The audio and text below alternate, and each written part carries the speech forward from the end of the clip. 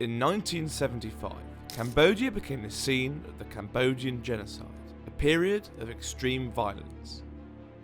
Between 1975 and 1979, almost 25% of the population at the time were killed. Mass rape, executions, torture, forced labour and starvation were the order of the day, and all of these were perpetrated under the orders of one man, Pol Pot. The leader of the Khmer Rouge was the Prime Minister of the country. Due to the number of heinous crimes committed under his regime, some historians regard Pol Pot's regime as one of the most barbaric and murderous in recent history.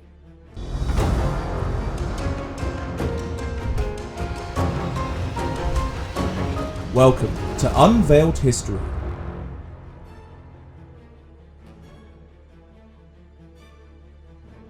Born in 1925 in the village of Prexbauv, Pol Pot was named Saloth Sar for his relatively white pale skin by his parents.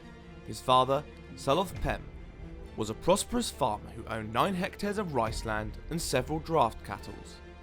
During the harvest period, Pol's father would employ his poorer neighbours to help with the harvesting.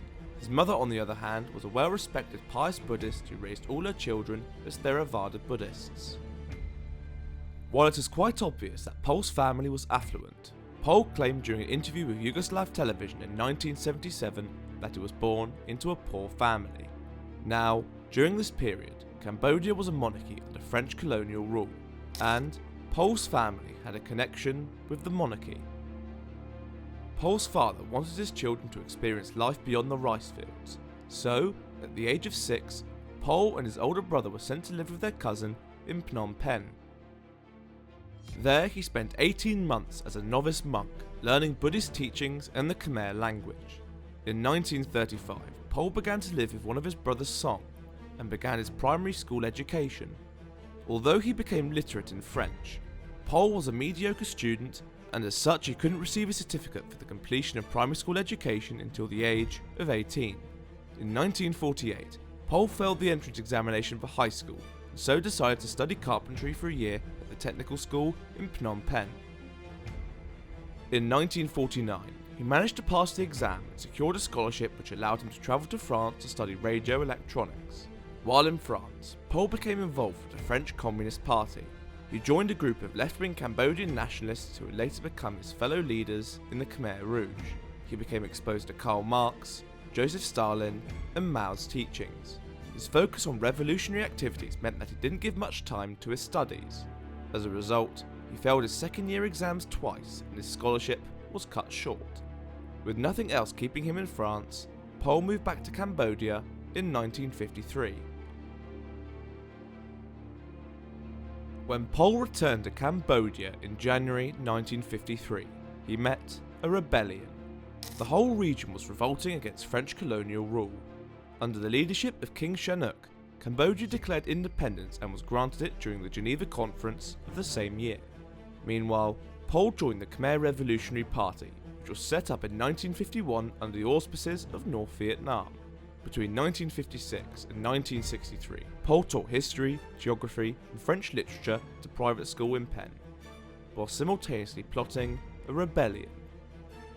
In 1959, after much underground work, Pol, together with his friends, established the Kampuchean Labour Party, based on the Marxist-Leninist model of democratic centralism. Pol was part of a 4-man General Affair Committee leading the party, but the leadership of the country at that time began to crack down on communist parties. This led to the death of one member of the 4-man General Affairs Committee. Pol was also affected by the crackdown as he had to flee from the capital because his communist ties were suspected by the police. Pol fled to a Viet Cong encampment in South Vietnam and became a full-time revolutionary. As the Cambodian government continued to crack down on communist members, more of them fled to the Viet Cong to join Pol Pot. By 1965, Pol's party membership had grown to 2,000.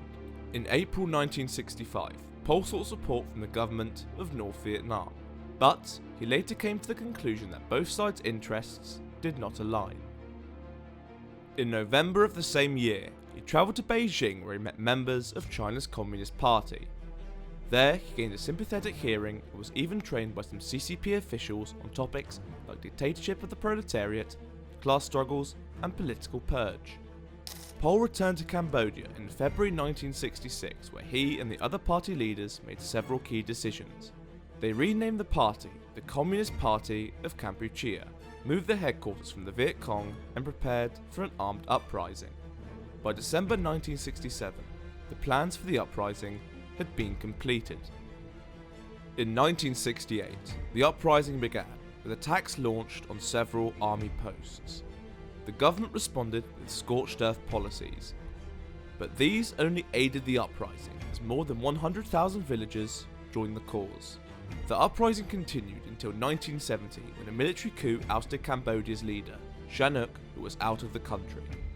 As a result, a civil war broke out where Sihanouk was forced to ally with Pol's party while the military leader received backing from the United States.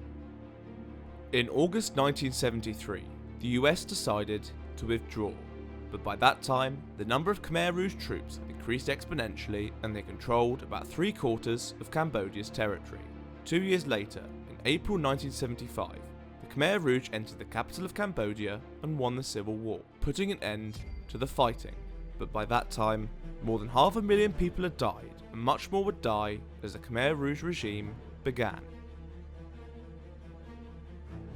Immediately after taking over the capital city, the Khmer Rouge falsely announced that its inhabitants had to evacuate the city to escape the incoming US bombing raid. They told the people that they would be allowed to return in 3 days. But that was a lie. With little preparation, about 2.5 million people were forcefully evacuated from their homes and forced to march. The march took place in the hottest month of the year. As such, about 20,000 people died along the route.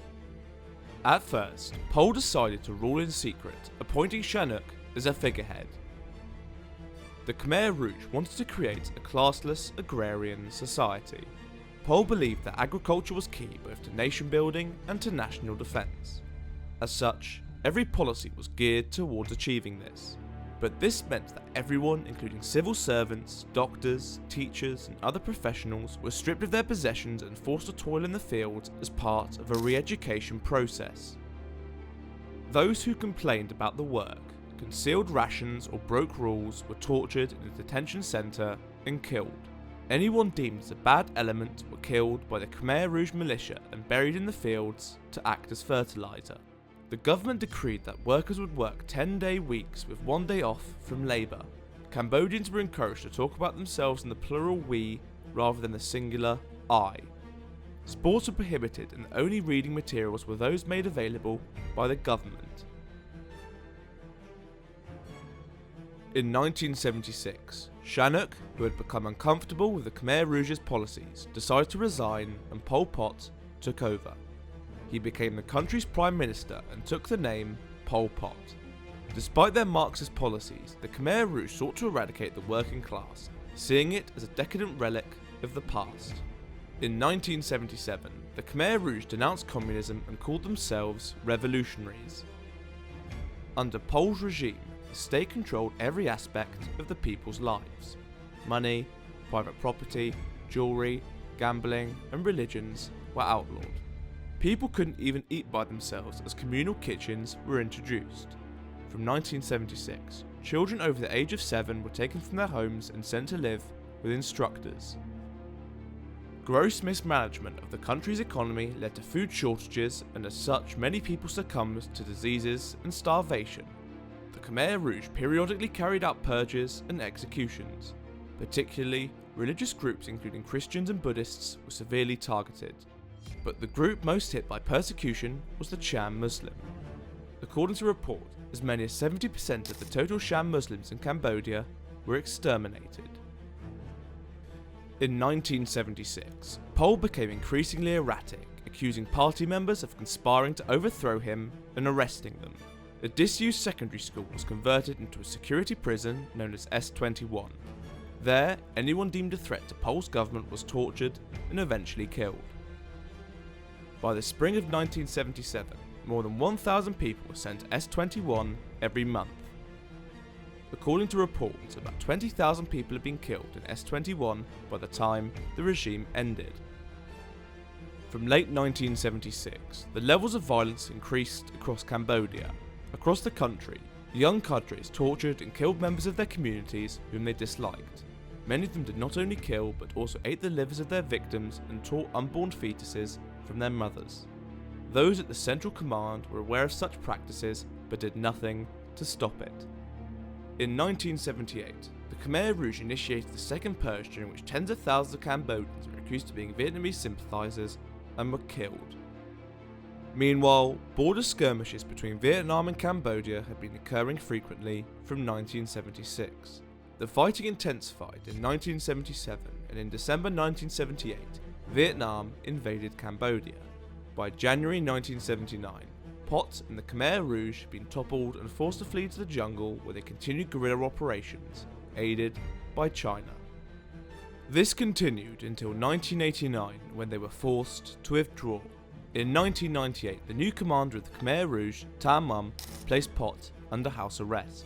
A few months later, Pol is reported to have died in his sleep as a result of heart failure. Although he was later tried in absentia and found guilty of crimes against humanity, it is quite unfortunate that Pol evaded justice. If you find this video informative, please give it a thumbs up, drop a comment, and don't forget to subscribe to our channel.